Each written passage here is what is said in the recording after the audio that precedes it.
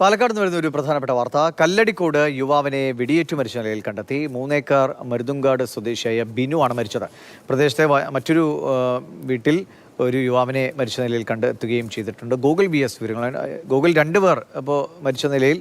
ഇത് അടുത്തടുത്താണോ? ഇവർ സുഹൃത്തുക്കളാണോ? എന്താണ് വിവരം? അതായത് ഇവർ തമ്മിലുള്ള ബന്ധം വ്യക്തമല്ല. ഇന്ന് ആദ്യമാണ് ഒരു യുവാവിനെ വെടിയേറ്റ നിലയിൽ കാണുകയായിരുന്നു. പാലക്കാട് കല്ലടിക്കോടാണ് സംഭവം ഉണ്ടായത്. 3 ഏക്കർ മരുതങ്കോട് സ്വദേശിയായ ബിനുവിനെയാണ് ആദ്യം വെടിയേറ്റ നിലയിൽ കണ്ടെത്തിയത്. അതിനുശേഷം സമീപ വീട്ടിൽ മറ്റൊരാളെ കൂടി മരിച്ച നിലയിൽ കണ്ടെത്തുകയാണ് ഉണ്ടായത്.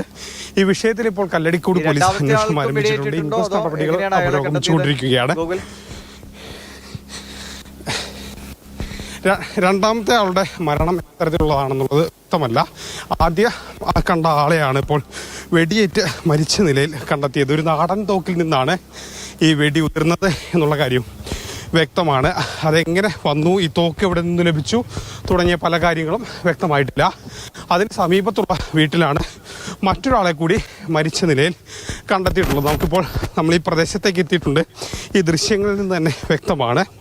പാലക്കാട് കല്ലടിക്കോട് 3 ഏക്കർ എന്ന് പറയുന്ന സ്ഥലത്താണ് മരുതങ്കോട് സ്വദേശിയായ ബിനുവിനെ ഇങ്ങനെ മരിച്ച നിലയിൽ കണ്ടെത്തിയിരിക്കുന്നത്. അദ്ദേഹത്തെ വെടിയേറ്റ് മരിച്ച നിലയിലാണ് കണ്ടെത്തിയത്. സമീപത്തൊരു നാടൻ തോക്കുകൾ കൂടി നമുക്ക് കാണാൻ കഴിയും.